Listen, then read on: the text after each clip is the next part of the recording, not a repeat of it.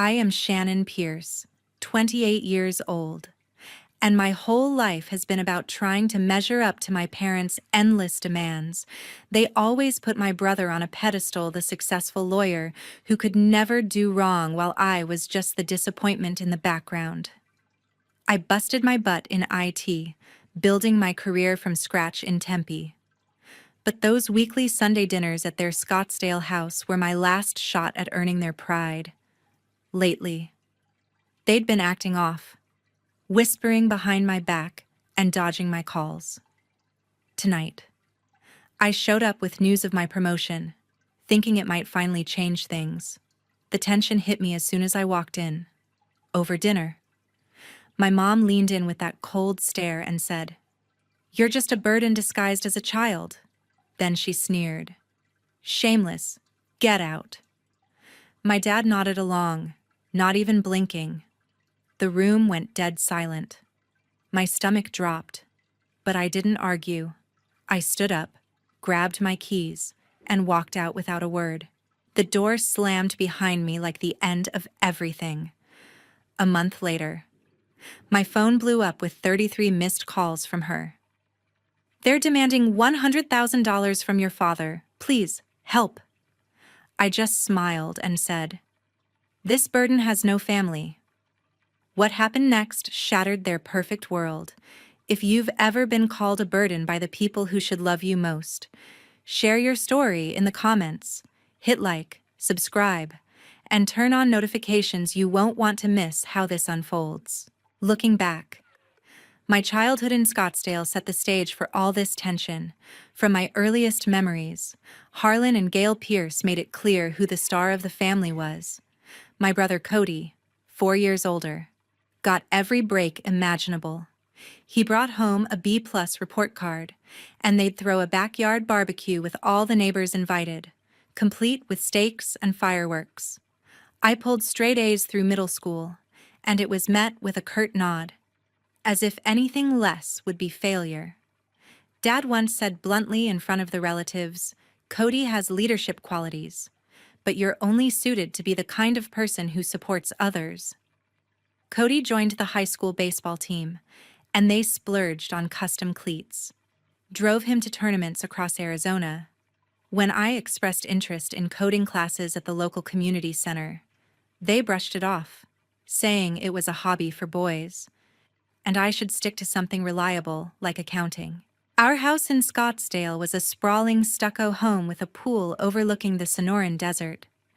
But the atmosphere inside was always chilly. Dad managed a construction firm, landing deals for luxury homes in the area, while Mom handled social events for the neighborhood association. They'd rave about Cody's potential, like his leadership in student council or his summer job at a law office. I was the afterthought, the one who didn't fit their vision. When college time came, Cody got full support for Arizona State law program, including tuition and a new car.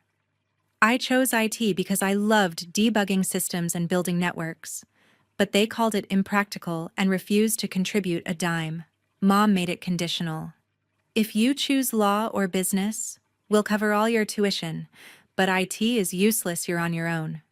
I pieced together scholarships and loans for my degree at a Tempe Tech Institute, working nights at a local cafe to cover rent in a cramped studio.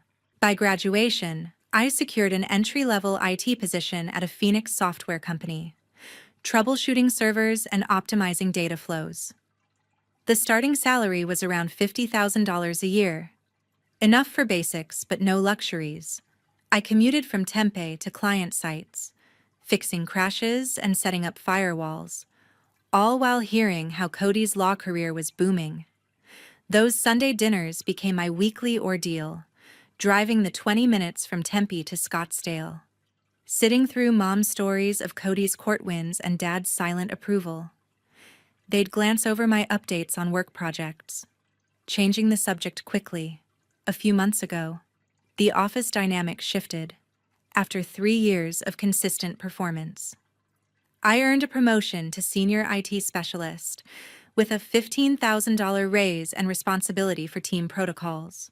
My manager praised my handling of a major network overhaul that saved the company downtime costs. For the first time, I felt validated in my choice, even if it meant long hours staring at code. Salaries in Phoenix Tech are competitive, and the bump let me start padding my savings account a bit more. I cut out unnecessary expenses like weekend trips to build a buffer. Thinking ahead to maybe buying a small place in Tempe someday, Brandy Sutton, my friend from college days, saw right through my optimism. We grabbed coffee at a Tempe spot, and I vented about the upcoming dinner.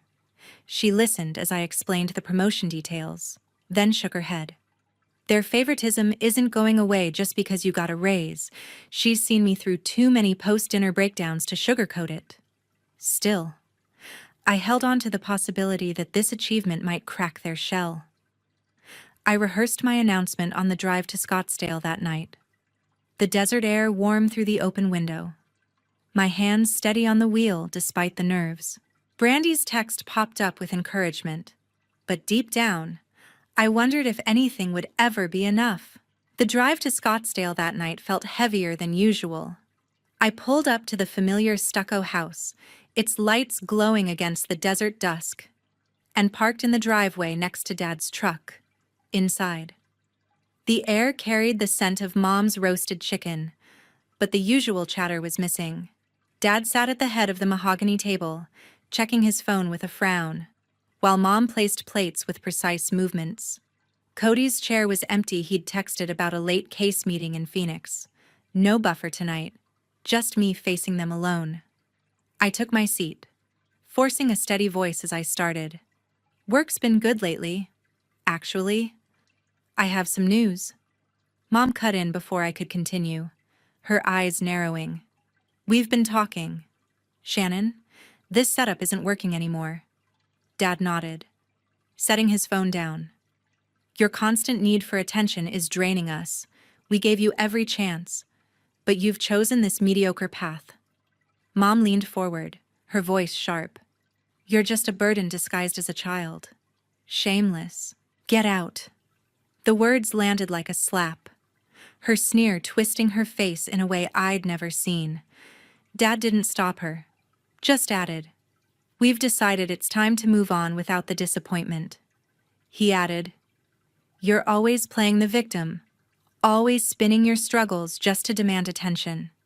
The silence stretched as I processed it. No argument, no defense. I pushed my chair back, the scrape echoing in the room, and stood. My hands stayed calm as I picked up my purse. Without a word, I walked to the door. The weight of their stares on my back. The slam behind me marked the end. I got in my car and drove the 20 minutes back to Tempe, the highway lights blurring as anger mixed with hurt.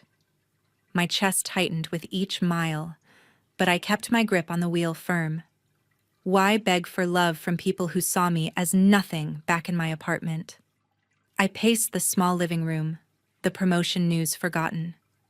The sting of Mom's words replayed in my head, her sneer cutting deeper than Dad's silence. I grabbed my phone and dialed Cody first. He answered on the third ring, sounding distracted. What's up? I recounted the dinner in clipped sentences, my voice steady despite the knot in my throat. Mom called me a burden and told me to get out. Dad just sat there. Cody went quiet for a moment. That's harsh. He sighed. But you have to understand. They've invested so much in me already.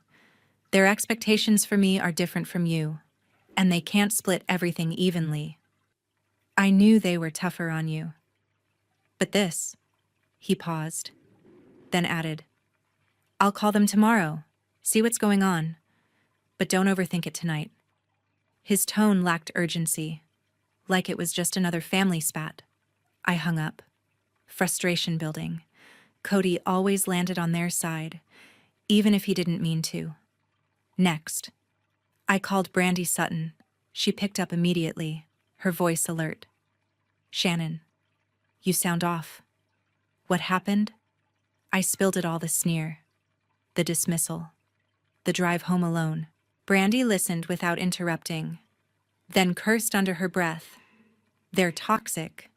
You've given them years, and this is how they repay you. We talked for an hour, her words grounding me. You don't deserve that. Focus on your promotion that's real.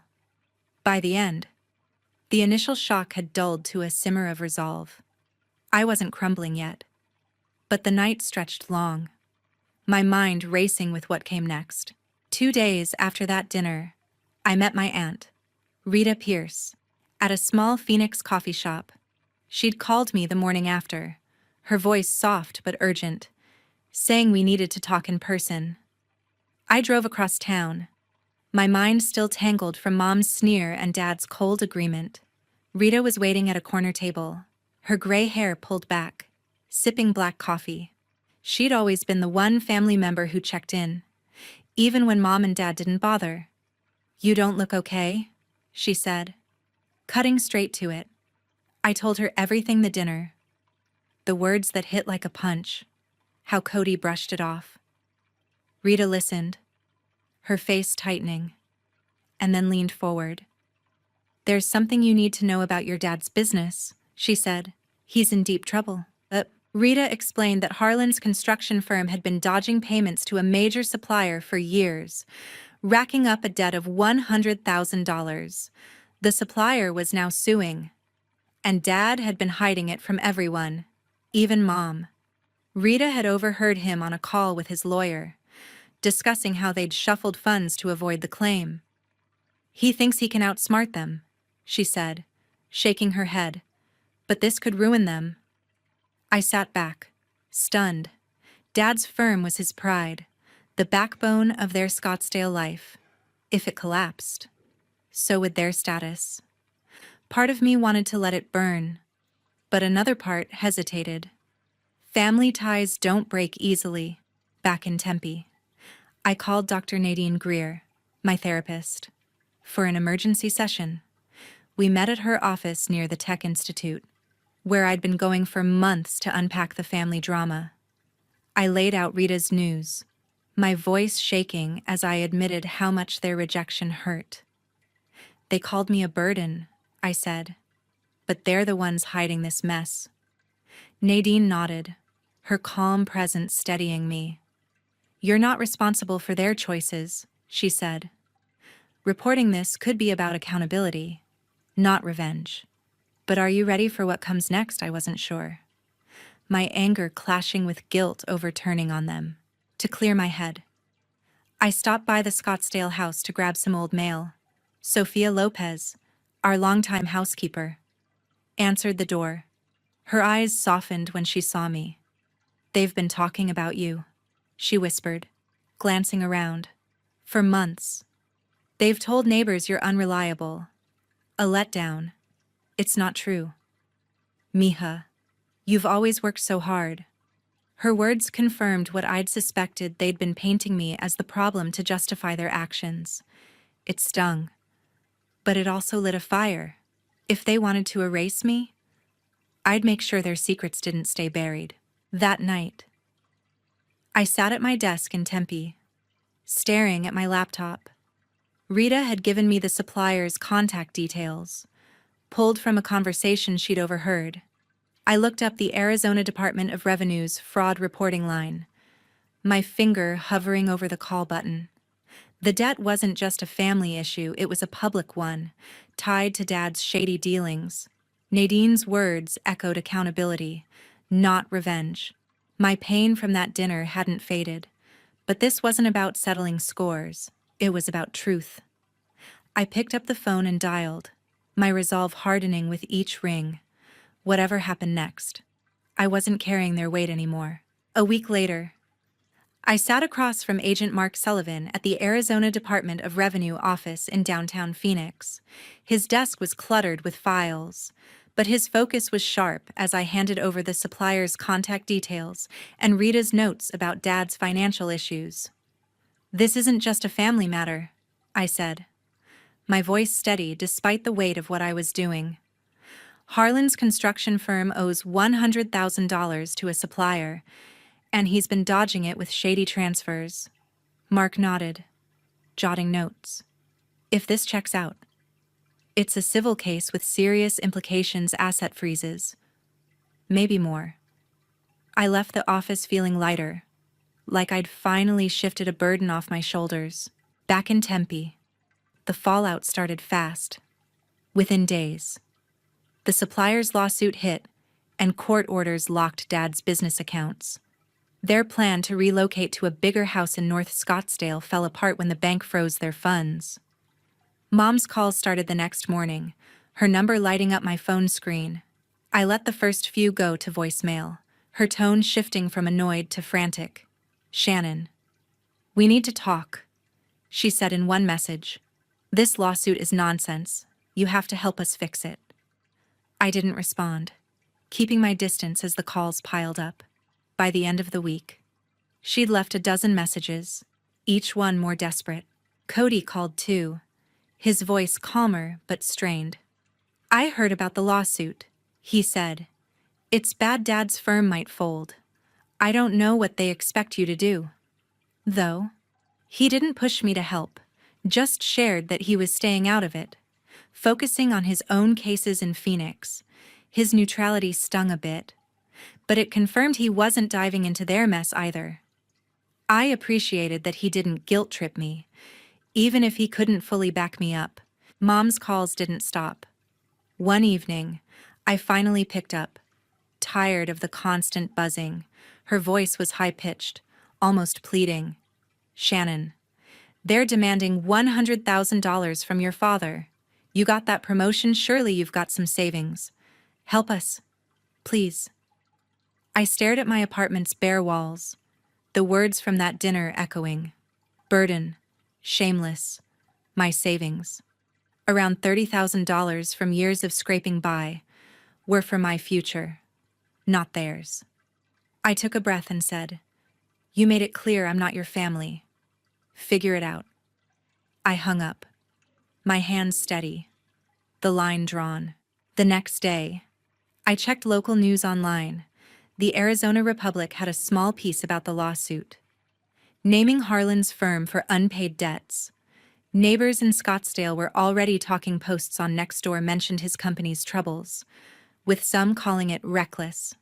Mom's social circle, the golf club crowd, started pulling back, their invitations drying up. The house, their pride and joy, was now at risk of being sold to cover the debt. I didn't feel joy, just a quiet sense of justice. They'd built their world on lies, and now it was cracking. I kept my routine in Tempe, working long hours on IT projects and meeting with Dr. Nadine Greer to process it all. She helped me see this wasn't about revenge, it was about letting their choices catch up with them. Brandy checked in, texting support as the legal mess unfolded. "You're stronger than they ever knew," she wrote. I nodded to myself, staring at my laptop screen, ready to move forward without their shadow over me. 1 month later, my phone wouldn't stop buzzing. Gail's number flashed across the screen, racking up 33 missed calls over a few days. Each voicemail grew more frantic, her voice cracking as she pleaded. "Shannon, they're demanding $100,000 from your father's firm," one said. "You got that promotion, you must have cash to help us out. Please, call me back." Another voicemail even hissed, "If you refuse, it'll be like you're the one pushing this family off a cliff." I sat on my Tempe apartment's couch, staring at the notifications. She'd heard about my raise through Cody, who'd mentioned it casually during one of their calls. My savings, around $30,000 from years of careful budgeting, were for my own life, a deposit on a condo. Maybe, not for bailing out people who'd called me a burden. I finally answered on the 33rd call, my patience worn thin. Gail's tone shifted from desperate to demanding. "Shannon, we're family, you can't let us lose everything." I took a slow breath, her sneer from that dinner night echoing in my head. "This burden has no family," I said, my voice cold but steady. I hung up before she could respond, blocked her number, and felt a weight lift. That was it. No going back. Their mess was theirs to clean up, not mine. Life in Tempe started feeling different after that. I met Blake Harlan at a tech networking event downtown, where he was pitching a startup app. We clicked over shared stories of building something from scratch, and our coffee meetups turned into late-night talks. He didn't push or pry about my family, just listened when I shared bits of the story. It was refreshing, like I could breathe without explaining myself. Brandy Sutton stayed my rock, always texting to check in.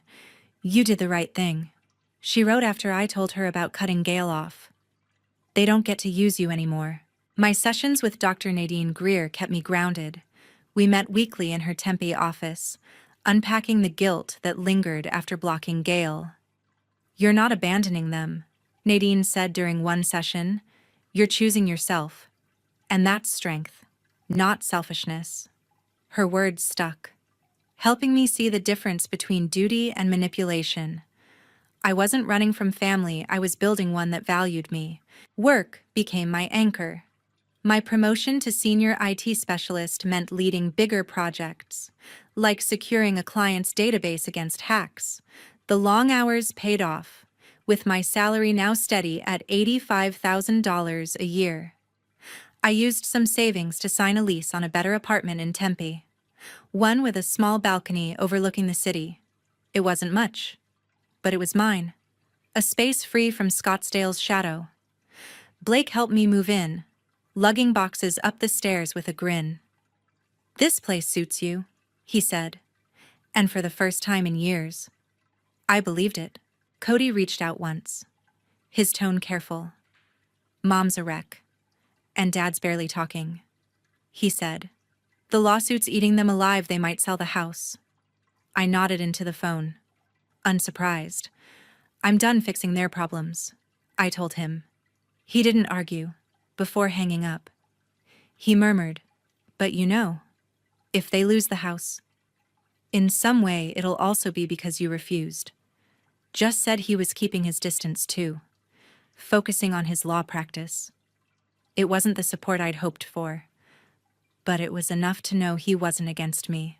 Brandy's texts kept coming, full of encouragement, and I started to see my life taking shape, one where I wasn't defined by their rejection.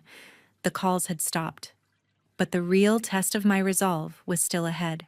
A year passed, and the dust had settled in ways I never imagined. Harlan and Gail sold their Scottsdale mansion to cover the $100,000 lawsuit debt, moving to a small rental on the edge of Phoenix. The Arizona Republic ran a follow-up story on the case, exposing Harlan's construction firm for mismanaging funds. And Scottsdale's tight-knit community didn't hold back. Neighbors posted about it on Nextdoor, calling his business reckless, while Gail's golf club friends stopped inviting her to their galas. She'd always thrived on social status, but now she barely left the house, retreating into a shell of her former self. Harlan's contracts dried up as clients jumped ship, unwilling to touch a tainted name. Word spread that their marriage was fraying. Neighbors spotted them arguing through the rental's thin walls. Cody managed to keep his law practice afloat in Phoenix, but the scandal took a toll. He lost a few high-profile cases when clients pulled back, wary of his family's reputation. He called me once, his voice low. "I'm just trying to stay out of their drama," he said. I respected his choice to focus on his own life, even if it meant we only exchanged occasional texts. Our bond wasn't what I'd hoped, but it was honest, and that was enough. In Tempe, my life took root. My IT career soared. My salary hit $90,000 a year after landing a contract to overhaul a local startup's cybersecurity. The work was demanding, but every late night debugging code felt like proof of my worth. I furnished my new apartment with small touches: a bookshelf for my tech manuals, a rug from a local market. Blake Harlan became a steady presence, joining me for hikes in the desert trails around Tempe. His quiet support, never pushing for more than I was ready to give, helped me trust again. Aunt Rita Pierce visited often, bringing homemade tamales and stories of her own battles with family expectations. "You're stronger than they ever knew," she told me over coffee, her pride filling a gap I'd long carried. Brandy Sutton stayed my anchor, always ready with a text or a quick lunch at a Tempe cafe. Dr. Nadine Greer's sessions guided me through the lingering shadows of that dinner, helping me silence the old doubts Gail and Harlan planted. I wasn't the burden they'd labeled me. I'd built a life from nothing, surrounded by people who saw my value without conditions. My apartment's balcony became my sanctuary, where I'd sip coffee and watch the city wake up, feeling whole. The lessons sank in over time. Family isn't owed, it's earned. Gail and Harlan's choices lying about their finances.